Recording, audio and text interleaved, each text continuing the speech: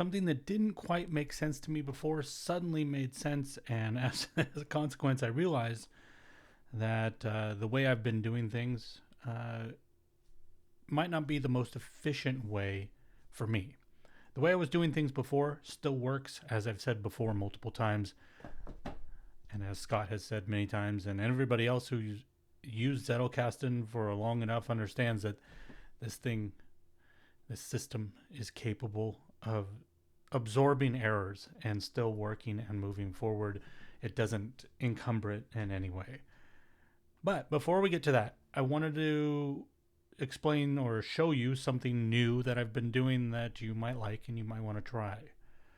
So, when I read books, sorry, I've got some kind of hair here. When I read books, I tend to read books twice. The first time is what I call scouting. This is when I'll read a book mostly just for pleasure. Maybe a book like this, Steal Like an Artist by Austin Kleon. I've read this. I read this many years ago. I enjoyed it. But I also understand now, in the context of Zettelkasten, that this is a book that has value for one of my core areas of interest or core areas of research. In this case, number 7, creativity. I know this book has information that I want to pull out and put in here, so I'm going to read it again. This time, I'm not reading it for pleasure just to enjoy the book and see what's in it. I already know that. This time, I'm reading it to find things, put them on my bib card that are valuable. And then what is on the bib card eventually, obviously, some of it can make it into here. Maybe all of it. Who knows? It's a short book, so it's possible. The point of that being, when I finish a book that I've scouted, there are two ways that I typically scout a book. Either it's something I've read before, or it's only available in a physical copy, or I happened to be in a bookstore and it looked awesome and I bought it and I read it in a physical copy, or it's something that I've listened to as an audiobook, which is more common. Audiobook scouting is my favorite way to scout books because it allows me to just pay attention to the book as entertainment with an ear open for information that may be relevant and may require a second reading. Okay, I'm going to go into this eventually on my newsletter. I'm going to talk about my scouting and excavating books things eventually when I have a cohesive way of explaining it better than I did there. But I think for this video, that's sufficient. But if you want to keep an eye out for that, use the link in the description of the video to subscribe to my newsletter, Read or Die a Slave. And when I write the thing about scouting and excavating books, then you'll know because you'll be subscribed. But why are we talking about this? Well, when I scout a book, I need to keep track of the books I've scouted. Not just the books I've read, but the books I've scouted. And what I was doing before is using, I think, I was between many tools because I hadn't found anything. Most of them were digital and I wasn't happy with them. And then I started thinking maybe I'll just keep a list on paper. And then it hit me that that's something that the Zettelkasten can actually absorb. That is a job that this thing can do. Now, I'm not a big person on the idea of using different size cards. You know, Scott uses 4x6s, and then for certain things, I think when he extracts specifically from a book to a card without doing a bib card, he puts those on the small cards. Plus, he has some old small cards that he incorporated in. And I think he also uses it when he puts something in that's a fact and not a line of thinking.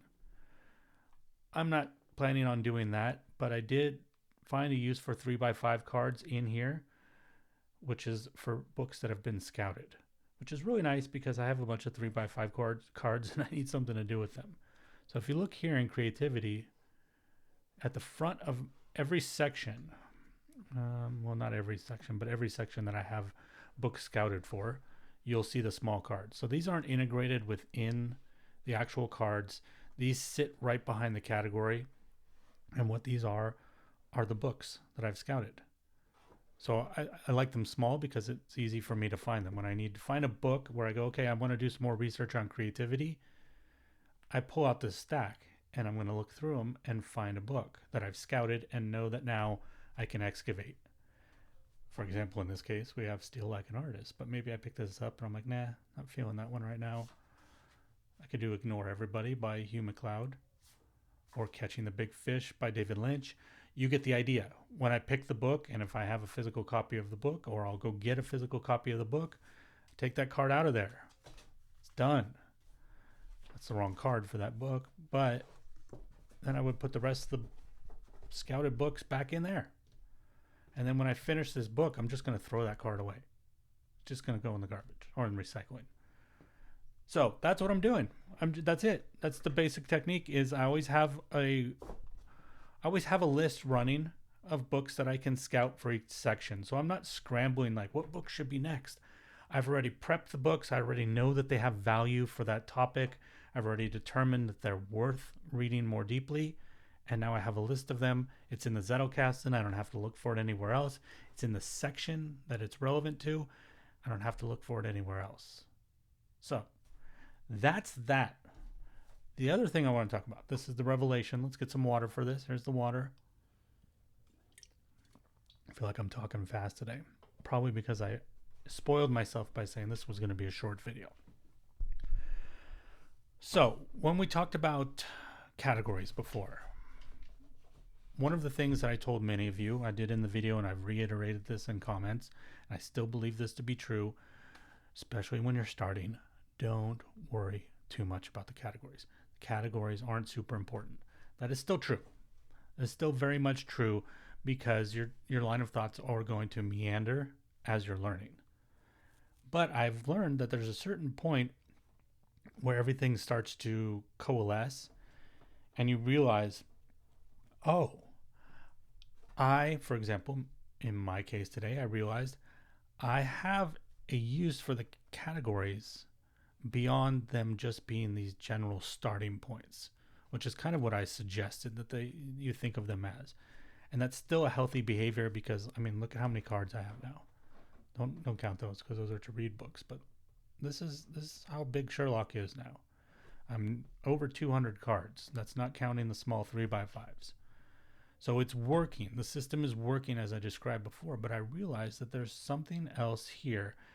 And it makes sense of some of the behaviors that Scott does. It makes sense of some of the behaviors that Lumen did that didn't make sense to me before. So in order to explain that, I think I kind of have to explain, I don't want to say a problem, a shortcoming of the technique of just not worrying too much about the categories. It won't hinder the use of the Zettelkasten in any way. It just means that you have to rely on your index more. So for example, I don't want to use that one because that's being place held, but what is a nice healthy one? Let's find a nice healthy one. Okay. So look at my M card here. This is actually not even, you know what I should grab is S. You guys will be shocked by S. Maybe you'll be shocked. Front, back, and continued. I have a lot of S. What happens when you use the categories loosely, as I have been, is that you can't rely on them in this sense. Like if I go to political theory, right, and I pull out all of these cards. Actually, let's do a small one so I don't have to replace a bunch of cards. If I go to the physical health section and I pull out all these cards, now in this case this won't be true, but most of the time the cards I'm going to pull out when I use the categories loosely, not all of them are going to relate to physical health. In this case they do because I don't have a ton on physical health in here. So let me show you an example. I've got some cards prepped to show you what I mean. These are two cards that I pulled from my creativity section. The first one, I'm not going to read the whole card, but essentially we easily get caught up in busy work. The busy work distracts us from doing important work. This is from my creativity section. And to me, that is still, if I pulled this from the creativity section, I'd say, yes, that's to creativity. What I had this follow, the principle, one of the principles we're taught is to put the card to the closest neighboring card that relates to it. You want the cards related to each other as close together as possible. So when I did this on the Eisenhower matrix, which is a way to prioritize your tasks. You know, you have a task is urgent, is it important, and it tells you, okay, if it's an urgent and important, then do it. If it's important but not urgent, you guys have probably seen this before. You know, this is a way to prioritize your tasks and to clear out your tasks and to triage your tasks. This is not specifically a topic related to creativity. This is actually a topic related to productivity, which for me I would put in my section I call competence, at becoming competent at things. But because it was closely related to this idea of we get caught up in busy work, well, you should learn how to delegate your busy work, you know, decide what's busy work and what isn't. I put this card behind this card. So now this card that's not specifically about creativity lives inside creativity. Now, that's not a terrible thing. It's not a terrible thing because if I come here and I get to this card and I go to this, these make sense together. I'm getting value from those being next to each other.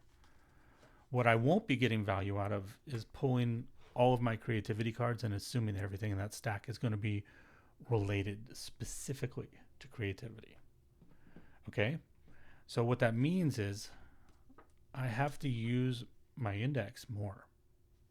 I have to use my index closer to, but not the same, closer to the way you would use it tagging in a digital app. And what that means is I can't rely on branches, which is something I never understood about Zettelkasten. And that's why I wanted to do this video, because branches are super important, but you have to understand them first. And I couldn't wrap my head around it. I'm like, what's a branch? You know, like this to this. Is this a branch? Is it a branch? How do I know which one's a branch and which one's just a string of cards? A branch is when you can think of a specific topic similar to this, political theory.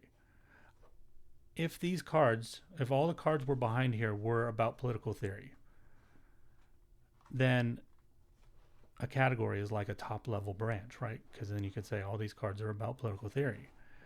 And then a sub branch of that, a subcategory of that, maybe political theory would be libertarianism is a political theory. All of my cards related to libertarianism, theoretically I could direct, if I had branched the way that Lumen and Scott do it, I could say this is not a card about libertarianism, but I could point to a specific card and say, if you go there, that's where the branch on libertarianism begins. And I know that everything in that branch, that I can pull a stack out of that branch, and that's all of my thoughts related to libertarianism. And anything that's tangentially connected would be using a remote link. So I hope that makes it kind of clear. What I have now, I don't have any branches really. What I have is stream of thoughts that are similar to a stream of consciousness. This is related to this is related to this, and this is related to that. Once again, not a bad thing, but what it does require me to do is make multiple numeric locations for an index term or a key term. So in other words, if I say singular focus, there's not just one place where all my cards on singular focus are going to be in here because of the way I have things. If it was, I could say go to 7.2 and everything related to singular focus is there. Sometimes it may branch out to another place because maybe singular focus, let's say singular focus in this case of this card that's here, is related to creativity. So this would be in the creativity section, and everything that branches from there would be related to singular focus in relation to creativity. But I may later learn that singular focus is important in, let's say, marketing, which is this one here. Well, then I would put a card there and I would start a string or a branch about singular focus in the context of marketing. And then I would put that other number here. That is how it would work if I understood branches from the beginning, which is kind of why I'm telling you guys this. Maybe you can start that earlier than I did. Instead, what I have to do is I go singular focus. Okay, I have a card about singular focus at 7.2. There may be more cards behind it related to that, or there may not be. I also have a card at 8.1, and then at a later point, I might have one at 1.12. They could be all over the box because they're not part of a branch. So one of the flaws with this is you have to rely on the index more. And when I say more like a digital app, it's not completely like a digital app. Because in the case, like I say here, 7.2, all I'm given is a starting place, right? I don't need to list every single card that has something to do with singular focus, which could end up being lines and lines of numbers. That's how it's different from a digital app. In a digital app, I would hit Selenium, and then if I had Selenium on 7 cards and they all trailed after 2.1, I'd have 2.1, 2.1a, 2.1b, 2.1ab, or 2. You understand. Whereas here in the Zettelkasten system, all I have to do is give the starting place, and then I would look at the cards behind it automatically. So when you do not specifically create branches in here, and you do not consider where something goes and whether it belongs, what category it belongs into, you end up in the case of more string of consciousness threads, which may be more useful to you. It depends on what you're doing. This is not a bad thing to have, as I said, so I don't want to panic anybody. This is not, oh my God, I have to redo everything or I got to burn the whole thing. No, it's fine. It just means you have to rely on this more. That's it. That's the beauty of the Zettelkasten is if you don't rely strongly on the categories, then you rely strongly on the index. If you don't rely as strongly on the index, then you need to rely more strongly on the categories. It's kind of like, I don't know if you know anything about photography, but there's a connection between shutter speed, aperture, and ISO. When you adjust one, you have to adjust the other two because they're all in interrelation to each other. So as you rely on one thing more here, you'll rely on the other a little bit less. And let's go back to these 2 cards because I'm worried that maybe I'm not being completely clear. So in this case, as I said, these both come from my creativity. So if I wanted to look up prioritizing tasks or delegating tasks, I don't know if I put this in the index or not. Let's take a look. Let's see. Everything on tasks? No. I might have something on priority. Whoop. My P card is not there. I was doing some stuff in the other room. I was working with Sherlock, so I think I left the P card in the other room. Anyways, I would look up prioritizing. Let me get some water. I'm getting clicky. Mouth gets dry. It starts to snap, crackle, and pop. Okay. So if I wanted to find this, and I didn't specifically remember that it was related to busy work, I would have to go to prioritizing tasks. So I would have to go to tasks. I would have to go to triaging. I would go to these terms in the index and hope that one of them exists and that one of them would lead me here. Okay? Whereas if I had done this differently and I had said, yes, this one's related to creativity, so it stays at 7.2a. But this card is actually a card that has to do with competence. And instead, I had filed this into my competence section. What I could then do is put a remote link here, say see also, whatever this number will be in the new section. And then when I was looking for stuff about competence, I could pull out all my competence cards. I could flip through. Oh, there's the Eisenhower matrix in the competence section. Yes, of course, because that has to do with triaging tasks. It makes it a little easier to find it that way. Once again, I would sometimes and oftentimes as the sections get bigger, still have to rely on the index. But then what this allows you to do is if these are in 2 separate sections, that means that you can have a branch here where everything that follows this card is specifically about focusing on important work and avoiding busy work. And then here, every card that follows this would be about prioritizing or triaging tasks and maybe going into specifics about important versus urgent. Maybe you would have a card that explains what the difference between important and urgent are. Then what would happen is if I get to this card and I go, oh, okay, everything after this is this train of thought. Everything after this is this train of thought. They're not stream of consciousness connections, they're deliberate connections. So then in my index, all I would really have to do is create an index for avoiding busy work and maybe one for focusing on important work, both of which would send me here. And then I'd have a branch of cards in a wonderful world where I had a branch of cards on that topic like this. And so if I wanted to deal with that topic, boom, I pull all those cards out. And then I might have to go grab some remote cards that are connected here, which is where the surprising connections are going to come from, right? And I'd be able to do the same here. If I wanted to talk about prioritizing tasks, I could start with the Eisenhower matrix and pull all the cards behind that. And that would be a branch, and I'd have it listed here under triaging tasks and prioritizing tasks. And I wouldn't need to create multiple terms here. I would just need to create a term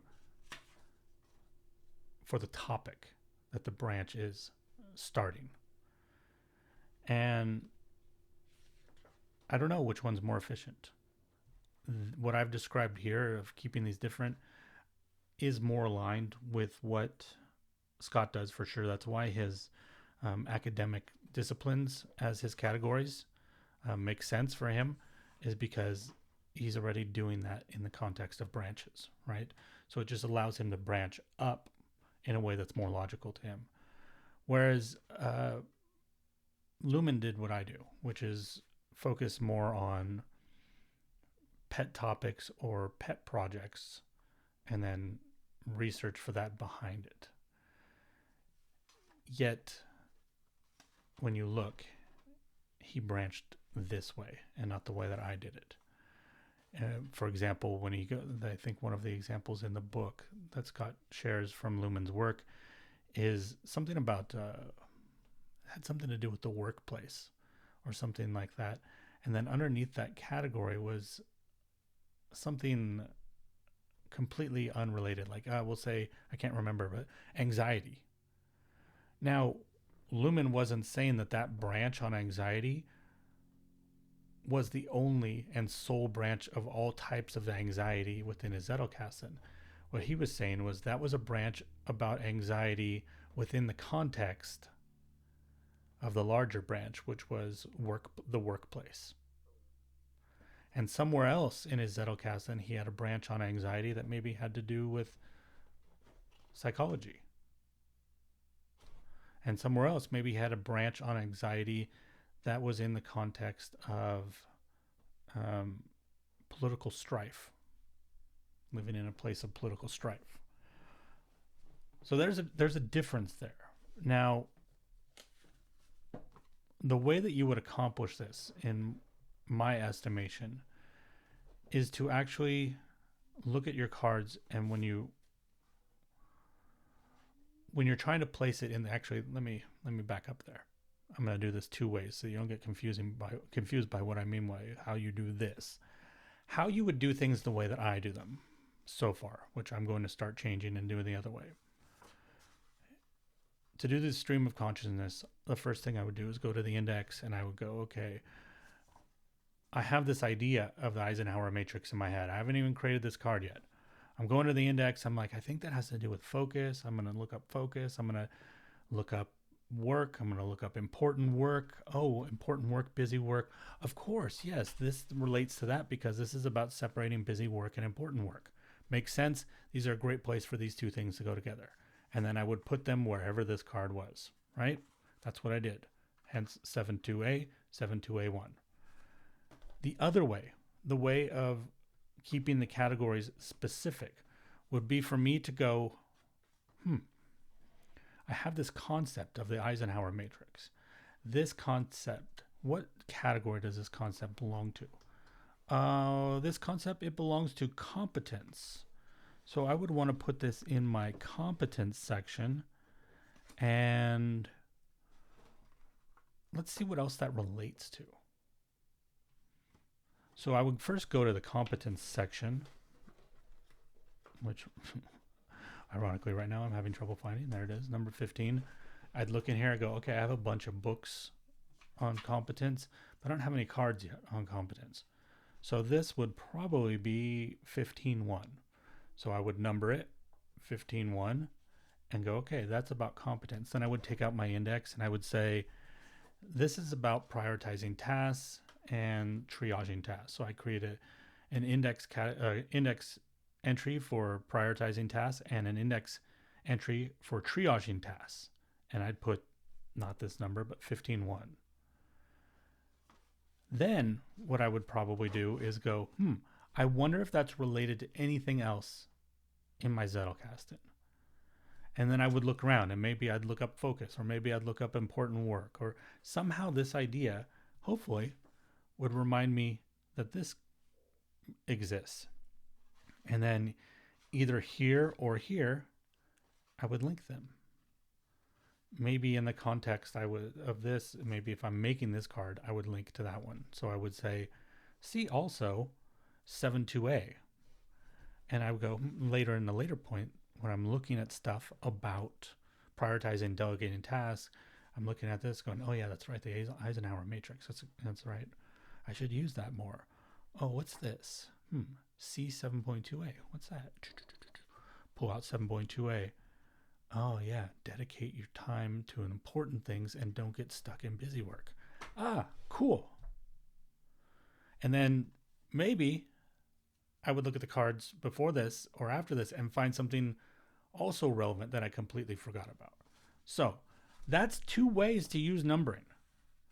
One way where branching and categories are very important and the index plays more of a minor role. If you look at Scott's videos, his indexes are more sparse than mine, which is not to say that he doesn't have a ton in there because he's been using his longer, but he pulled out, I think he just did a video yesterday, and he pulled out one of his cards, his index cards. Actually, I think I rewatched a video on indexing, but there's a video he does on indexing. He pulled out one of his cards, and for the amount of time that he's been doing it and the massive amount of cards he had, his S, wasn't specifically his S, but his index card was far shorter than mine, and I've only done mine off of 200 cards. So what that means is when you're branch and category focused, you need this less. This is only about getting you starting places. Whereas when you do it in the stream of consciousness way, this is about giving you places to look. It might be there. It might be there. It might be there, which is a different way than it is here. I hope that makes sense. If it doesn't, this is something I just figured out, so I'm sure I didn't explain it the best possible way. So ask questions, and if I understand enough to be able to answer your questions, I will answer you, and if not, I will admit that I don't know. But either way, I want to reiterate a point. Even though I'm admitting that I messed up, it's not a terrible mess up. It's not a tragic mess up. It's not even a unworkable mess up. In fact, if I wanted to, I could just keep doing things exactly the way I've been doing them, and it wouldn't make a difference. My Zettelkasten would still work. Or I could do what I probably am going to do, which is keep these cards the way they are, and then from now on, do it the other way. And it'll work like that too, and it'll be just fine. So don't worry, and don't worry about it. Just understand which one you're doing and make a decision based on how you would think that you want to retrieve information. Which one's going to be more beneficial to you? Are you a person that wants to be able to grab these cards and go, I know every card in here is about that topic? Or are you the person that thinks that this is just a rough starting place and that here is really where you're going to do the bulk of your work, go into your index? Okay. All right. Talk to you guys soon.